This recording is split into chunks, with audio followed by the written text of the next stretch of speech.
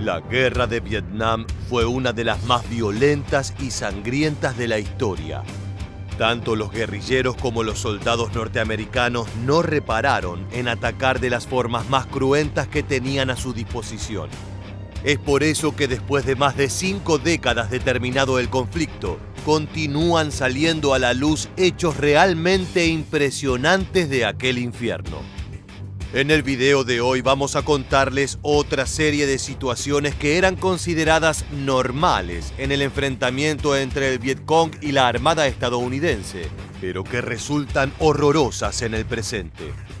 No se muevan de su pantalla, que ya comenzamos con las 5 cosas más impresionantes y terribles sucedidas en Vietnam. El accionar de la CIA. Una de las curiosidades más desconocidas de la guerra de Vietnam es la guerra secreta llevada adelante por la CIA utilizando las aerolíneas Air America. A principios de los años 60 se habían organizado miles de guerrilleros Hmong que provenían de Laos respondiendo a intereses americanos.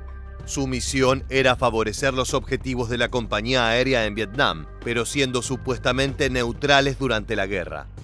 Sin embargo, durante el conflicto, las guerrillas Hmong fueron completamente funcionales a los Estados Unidos, ya que cumplieron objetivos militares de Vietnam del Norte durante la guerra.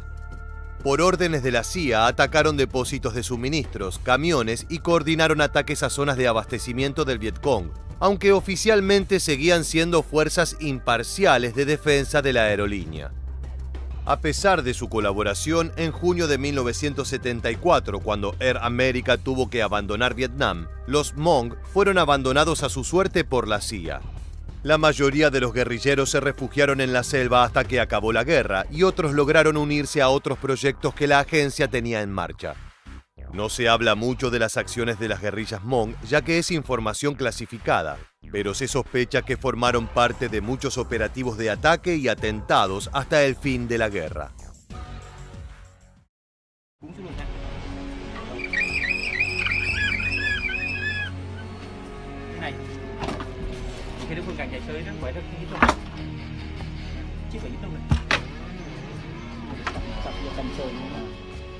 Extraño pago a espías.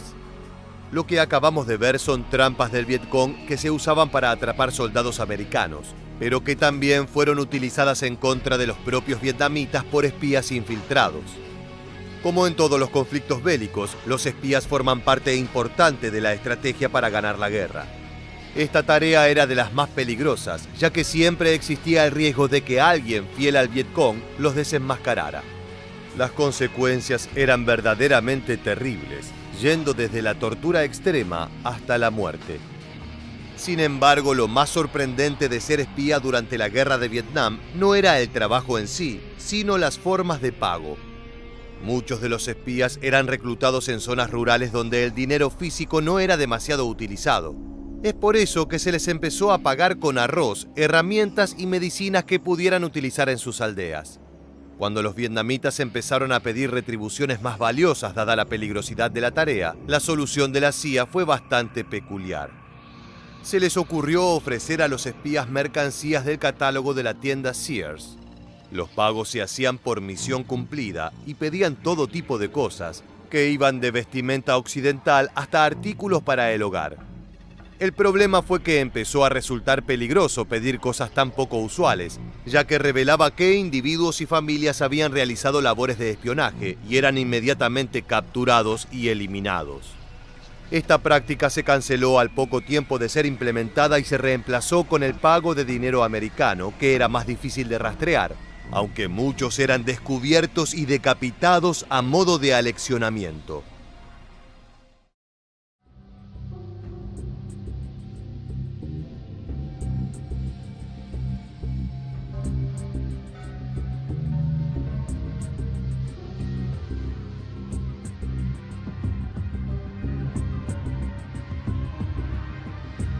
Prisioneros y torturas. Lo que acabamos de ver es una tétrica exposición donde se muestra una recreación de las torturas realizadas a los soldados capturados durante la guerra de Vietnam. Como en toda contienda bélica, las técnicas de tortura y ejecuciones eran lo cotidiano en ambos bandos. Sin embargo, el Vietcong pasó a la historia por ser el ejecutor de algunos de los métodos de tortura más terribles e inhumanos utilizados jamás.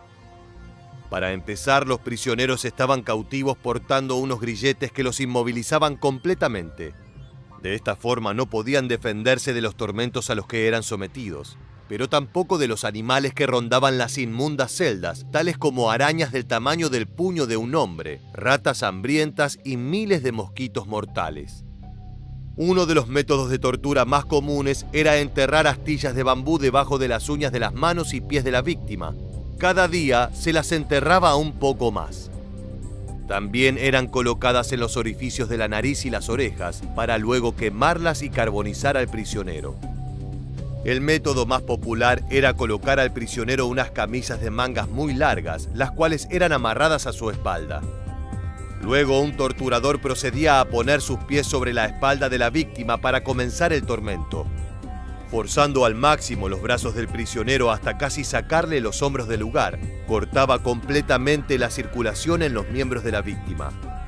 Se llegaba al extremo de cortar la carne de las muñecas del prisionero llegando al hueso, pero como la presión de la camisa funcionaba como torniquete, este no sangraba y sobrevivía para sufrir todo el dolor y suplicio.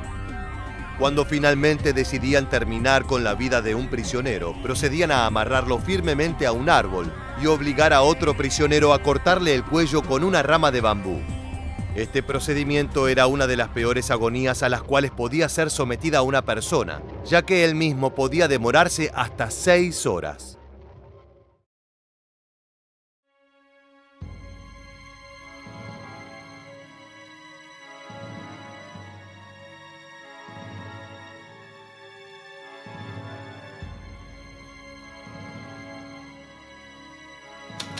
El rol de la mujer vietnamita.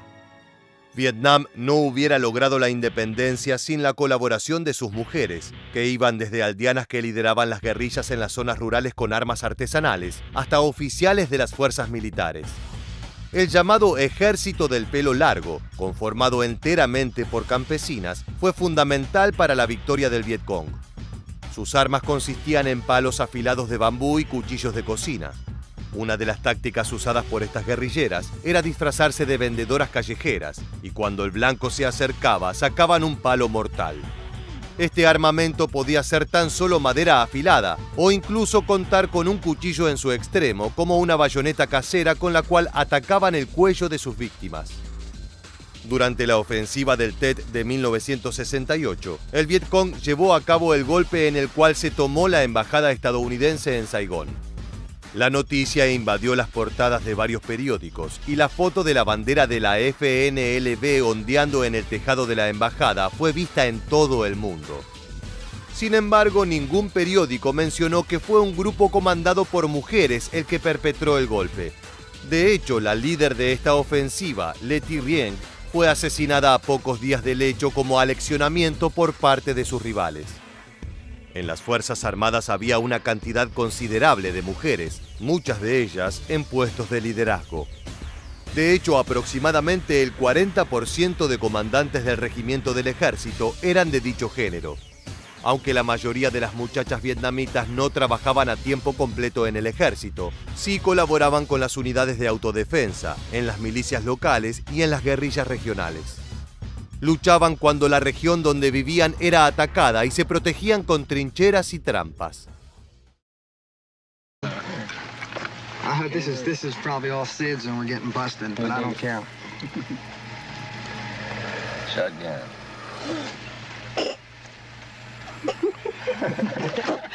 What's happening here is also happening to some extent at virtually every other American installation in Vietnam. Recent surveys estimate that well over 50% of the soldiers in Vietnam use marijuana. You get really stoned. Then, who cares about the war? This war. El consumo de drogas. El alto nivel de consumo de sustancias psicoactivas entre los militares durante la Guerra de Vietnam no tuvo precedentes en la historia de Estados Unidos. LSD, heroína, cocaína, hachís, metanfetaminas y alcohol fueron moneda corriente. A menudo eran otorgadas a los soldados de forma masiva con el objetivo de aumentar su resistencia, infundirles valor para enfrentar situaciones extremas o directamente para evadirse del horror de la guerra. En general, los reclutas consumían todo lo que cayera en sus manos y Vietnam era un paraíso de las drogas. Según un informe, desde 1966 hasta 1969, las Fuerzas Armadas consumieron 225 millones de tabletas de estimulantes, en mayor medida dexedrina, un derivado de la anfetamina cuyo efecto es 2 veces más fuerte que el de la benzedrina utilizado durante la Segunda Guerra Mundial. Teníamos las mejores anfetaminas a nuestra disposición y fueron suministradas por el gobierno estadounidense, afirmó Elton Mansione, miembro de una patrulla de reconocimiento de largo alcance conocida como LRRP. Los soldados que se infiltraban en Laos recibían 12 tabletas del analgésico Darbón, 24 tabletas de codeína y 6 píldoras de dexedrina para 4 días. Para misiones largas, a los miembros de las unidades especiales también se les administró inyecciones de esteroides. En muchos de los casos, la dureza de las condiciones en la selva estimulaba a los norteamericanos a drogarse para escapar de un entorno aterrador, hostil y ajeno. Ingerían depresores y drogas psicoactivas para prevenir crisis mentales y ataques de ansiedad en los enfrentamientos. Se dice que las autoridades desconocían que estas sustancias eran adictivas. Otras versiones sugieren que lo sabían, pero lo que les importaba era ganar la guerra y que los soldados combatieran incansablemente. Muchos veteranos declararon que la anfetamina incrementaba tanto el estado de alerta como la agresión. Algunos estaban irritados al punto que se sentían capaces de disparar contra los niños en las calles para descargarse, dando lugar a numerosos crímenes de guerra que horrorizaron a todo el mundo.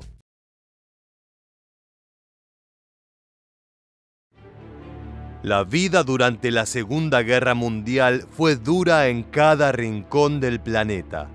La escasez de bienes, la brutalidad del combate y el ingreso de nuevas tecnologías dejaron algunas postales que hoy en día parecen surreales. Desde sistemas de puntos para acceder a la comida, a universidades prestigiosas que se dedicaron a la tortura y experimentación con humanos.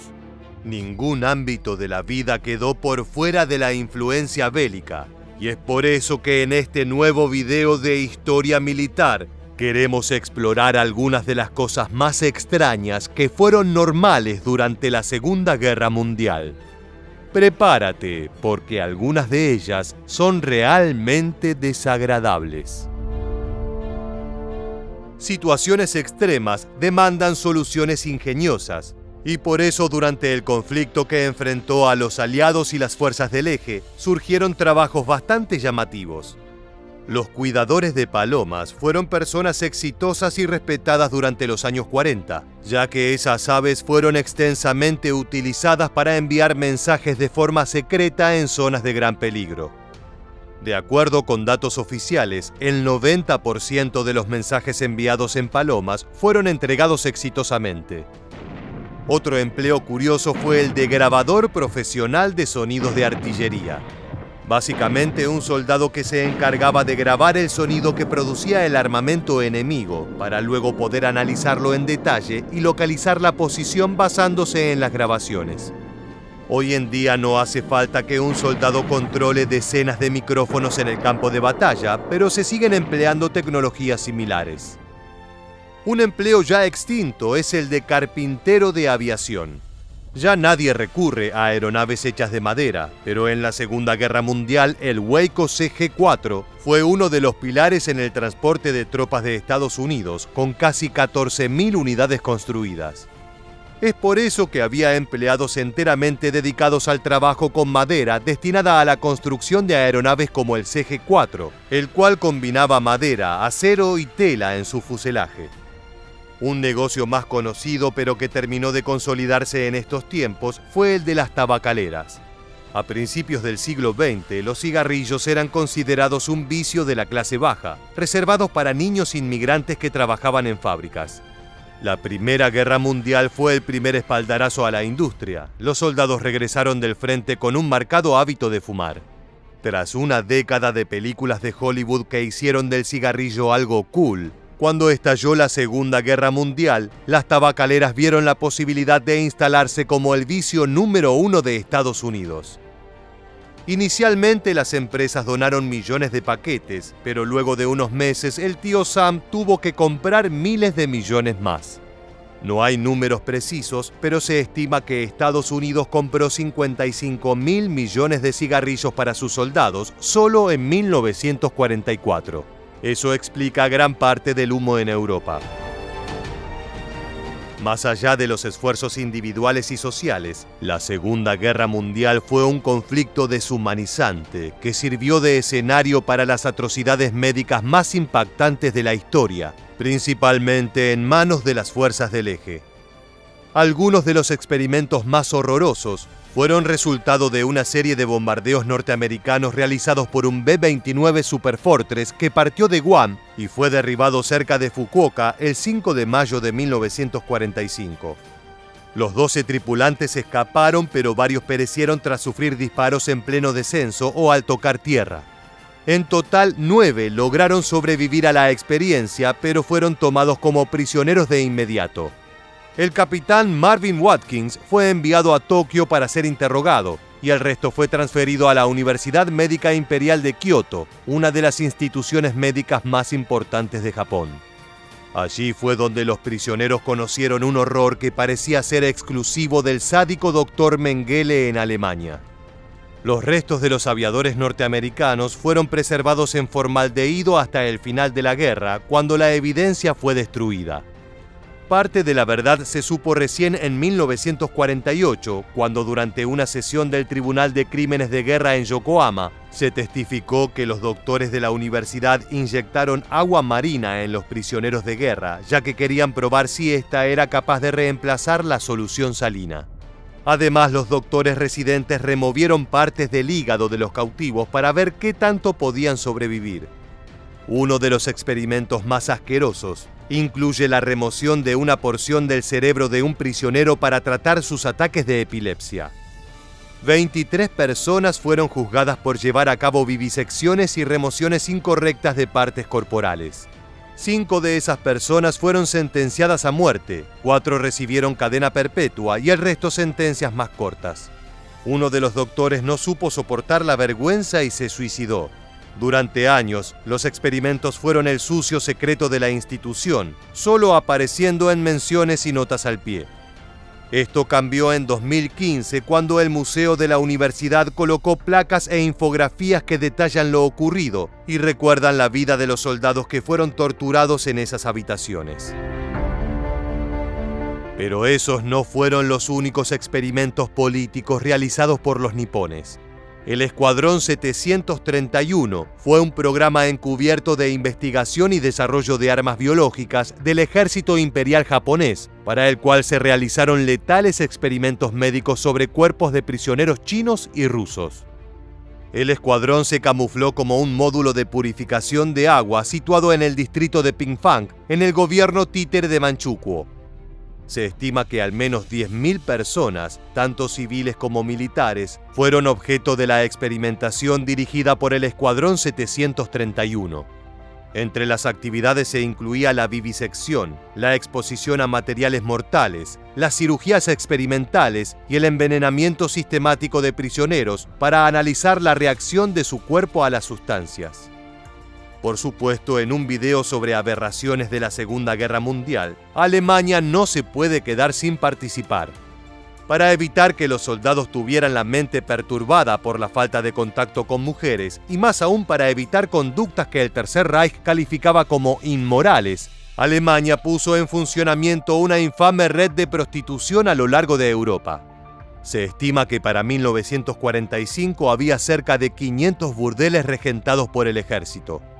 La mayoría de las mujeres que habitaban esos lugares eran esclavas que accedían a punta de pistola a mantener relaciones con los soldados del Reich. Se estima que al menos 34.000 mujeres fueron obligadas a prostituirse en las regiones ocupadas por Alemania. Muchas de ellas pertenecían a pequeños pueblos campesinos que fueron devastados por la fuerza invasora. Una vez terminada la guerra, la gran mayoría de las prisioneras nunca relató sus experiencias traumáticas por vergüenza a ser juzgadas por su propia gente. Los efectos de la Segunda Guerra Mundial se extendieron mucho más allá de los teatros bélicos de Europa, el norte de África y el Pacífico. En Estados Unidos, uno de los principales síntomas del caos económico fue el sistema de racionamiento de bienes de consumo básico. Una vez que el tío Sam entró en el conflicto, se hizo evidente que el precio también sería pagado por los ciudadanos de a pie. Así nació la OPA, lo que podríamos traducir como Oficina de Administración de Precios. Estaba encargada de controlar no solo el valor, sino la distribución de productos como café, azúcar e incluso goma de mascar. Fue necesario un complejo sistema que determinaba cuántas unidades podía llevar cada persona, en qué horario y con cuánta frecuencia. Por supuesto que esto no le agradó a nadie, pero era necesario para que toda la población pudiese contar con cosas tan sencillas como infusiones o papel higiénico. El gobierno norteamericano instauró un sistema de puntos que eran otorgados a cada persona, incluso a los bebés. Al comprar un ítem, además de pagarlo, había que entregar los puntos correspondientes. En 1943, medio kilo de bacon costaba 30 centavos, pero el comprador debía entregar 7 puntos de racionamiento. Estos puntos estaban en forma de estampas que se encontraban en libros de distribución gratuita a lo largo del conflicto. Como detalle curioso, el primer bien de consumo en ser racionado fueron las ruedas de automóvil, cuya compra estuvo restringida a las pocas semanas del ataque a Pearl Harbor. De lo más frívolo a las tragedias más horrendas del siglo XX. La Segunda Guerra Mundial fue un periodo complejo que abarcó todas las facetas de la humanidad.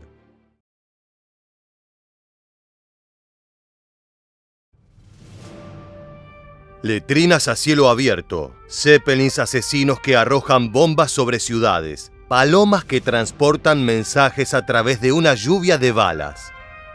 La Primera Guerra Mundial fue uno de los conflictos más brutales de la historia, y a pesar de que se han escrito miles de libros sobre ella, aún queda mucho por conocerse.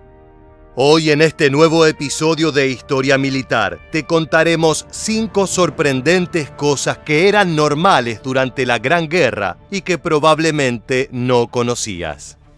¿Estás listo? Pues entonces prepárate para viajar en el tiempo. Número 1. Bombardeos de Zeppelin.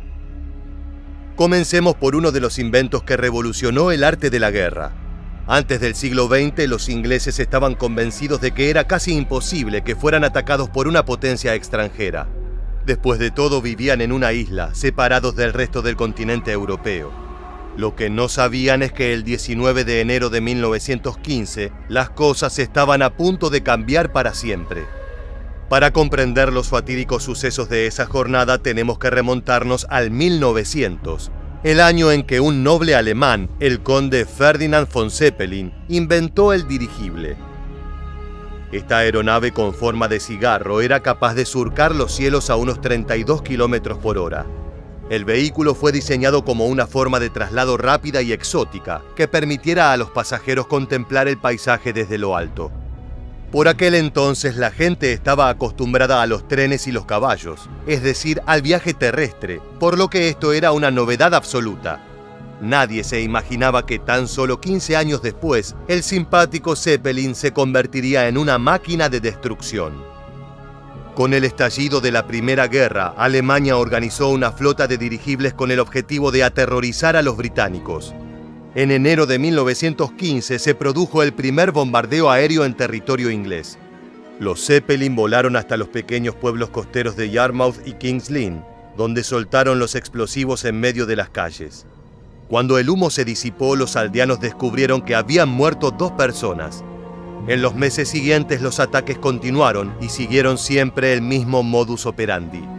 Aparecían en medio de la noche, cubiertos por la oscuridad, únicamente delatados por su característico sonido vibrante. Cada uno de los Zeppelins llevaba en promedio unas 2 toneladas de bombas, es decir, la cantidad suficiente para desatar un pequeño infierno. En el pueblo de Coppers Road, un ataque aéreo fue responsable de la muerte de una niña de 3 años. Desde entonces, la prensa apodó a estas aeronaves como asesinas de bebés. El terror de los dirigibles llegó a su fin cuando los británicos descubrieron su punto débil. Este era nada más y nada menos que el hidrógeno que potenciaba los globos y que era susceptible al fuego. Utilizando balas explosivas, era posible destruir un Zeppelin en cuestión de segundos, reduciéndolo a una bola de llamas que luego de estallar en pedazos, se desmoronaba irremediablemente. Aquí puedes ver el momento en que una de estas aeronaves es derribada.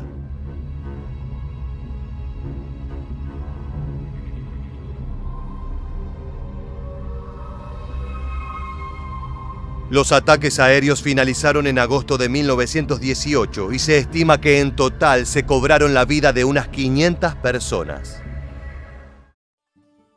Número 2. Palomas mensajeras. En la Primera Guerra Mundial, los países se valieron de tecnología en ese momento de punta con el objetivo de obtener la victoria. Desplegaron tanques, aviones y ametralladoras, pero también ferrocarriles, telégrafos y teléfonos. En un conflicto de semejante magnitud, era fundamental que los oficiales de un ejército estuvieran en comunicación permanente. De esta manera podían coordinar a las tropas con mayor facilidad y efectuar sus maniobras ofensivas y defensivas con la menor cantidad de bajas.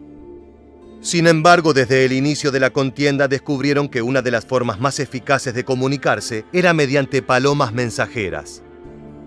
Los especialistas calculan que a lo largo de la Primera Guerra se utilizaron 100.000 aves para enviar recados.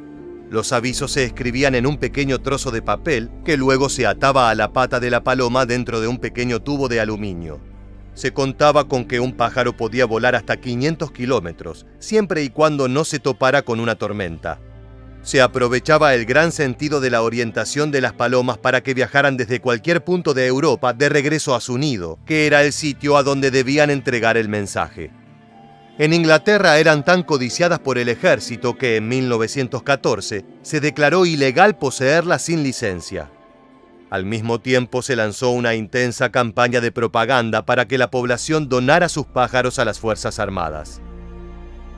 Una de las palomas mensajeras más famosas de la Primera Guerra Mundial fue Jeremy, quien sirvió para el ejército de Estados Unidos.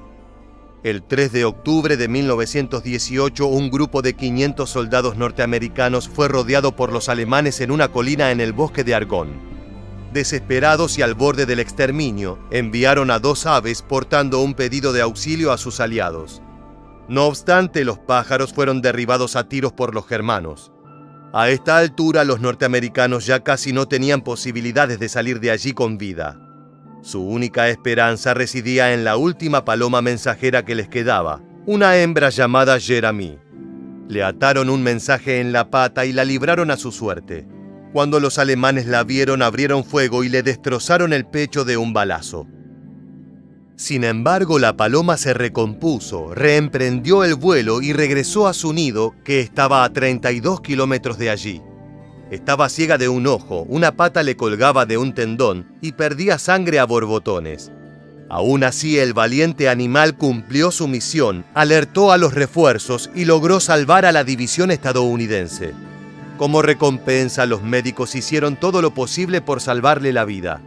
Lo consiguieron y una vez que se recuperó la enviaron a Estados Unidos, donde fue condecorada con la Cruz de Guerra, uno de los máximos galardones militares. La práctica de premiar animales no era para nada extraña, sino que, como podrás ver a continuación, se continuó en tiempos de la Segunda Guerra Mundial. American-hatched G.I. Joe carried a message through an artillery bombardment in Italy and saved units of the 56th London Division. Now he's got the most important chest in Britain. Tras su heroico servicio, Jeremy disfrutó de una vida pacífica y falleció en junio de 1919. En la actualidad, su cuerpo disecado está expuesto en el Museo Nacional de Historia estadounidense. Número 3. Vivir en trincheras. Es sabido que en este conflicto bélico se difundió el uso de trincheras. Los ejércitos cavaban fosas profundas en la tierra y se refugiaban en su interior, lo que les permitía no solo guarecerse del enemigo, sino también mantener una posición estable. Sin embargo, esto provocó que la guerra se convirtiera en una contienda estática y de desgaste. Las tropas no entraban en batalla, sino que tenían que permanecer a la defensiva durante semanas o meses. En la zanja se vivía en condiciones lamentables, soportando temperaturas bajo cero, una humedad que calaba los huesos y enfermedades como el tifus y la disentería. Las imágenes de la época, si bien impactantes, no podían transmitir ni una mínima parte de lo dura que era realmente la vida en las trincheras.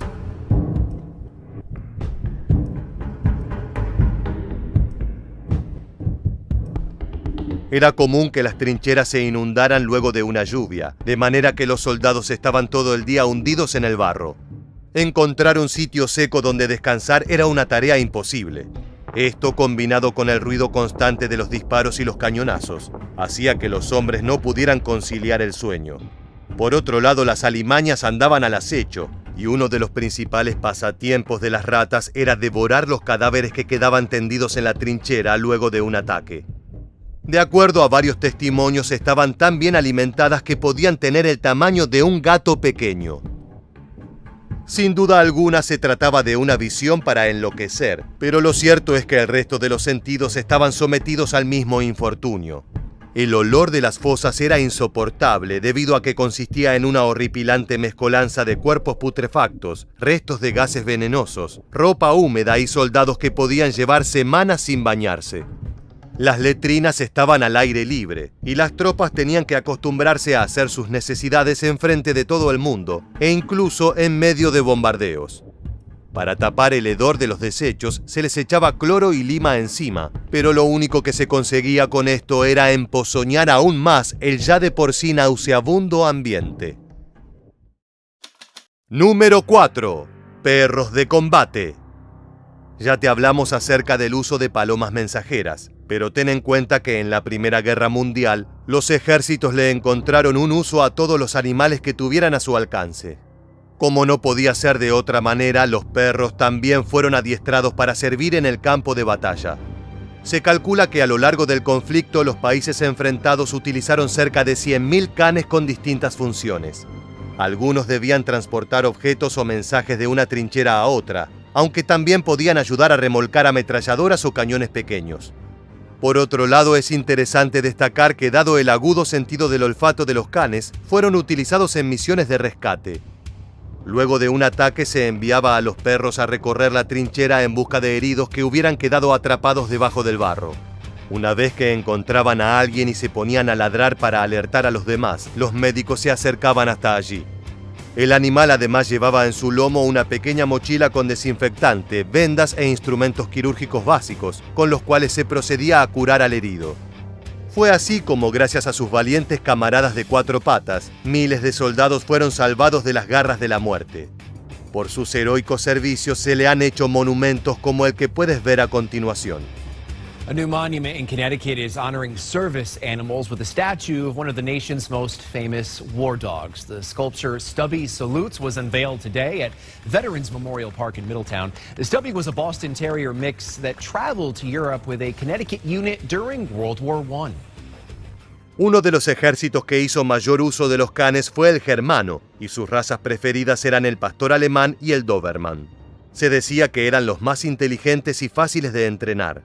Para adiestrarlos correctamente era necesario que hubiera una relación de confianza y cercanía con el entrenador. Se les enseñaba a maniobrar en situaciones de estrés, aunque esto nunca se hacía a través de castigo, sino mediante recompensas e incentivos. Por ejemplo, para acostumbrarlos al estruendo de las explosiones, se les daba comida justo después de hacer estallar una carga de explosivos. De esta manera el perro se familiarizaba con las detonaciones y se aseguraba que no huyera al momento de un bombardeo.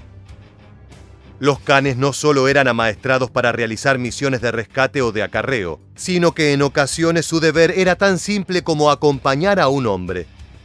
Cuando un soldado había sido herido de muerte y estaba recostado en una cama atravesando con dolor sus últimos momentos, era común que se le asignara un perro de compañía. El animal permanecía a su lado, fiel hasta el final, haciendo que la agonía fuera un poco menos dura. Como puedes ver, aquella famosa máxima que reza que el perro es el mejor amigo del hombre, resultó ser una verdad indiscutible en la Primera Guerra. Número 5. Desertores fusilados. A lo largo del conflicto bélico fueron ejecutados en el frente occidental 302 soldados británicos por el crimen de deserción.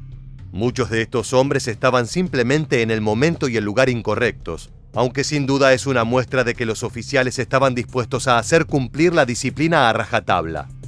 Si era necesario fusilar a un hombre que quizás fuera inocente, lo hacían con el objetivo de establecer un ejemplo para el resto de la tropa.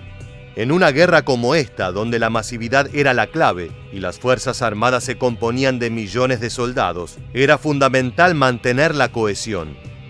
Si un hombre escapaba a su deber y abandonaba el campo de batalla, entonces el efecto podía resultar contagioso y el ejército podía desbandarse por completo.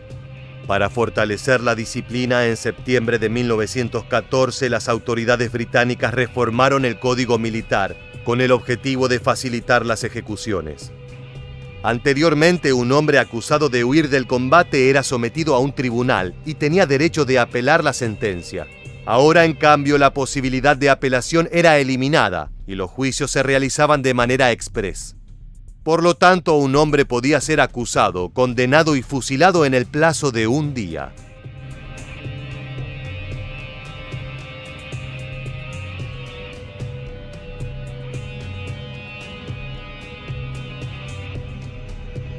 El nuevo reglamento se puso en práctica el 8 de septiembre de 1914, cuando el soldado Thomas Highgate, de 17 años de edad, se convirtió en el primer ejecutado por el crimen de deserción en el frente occidental.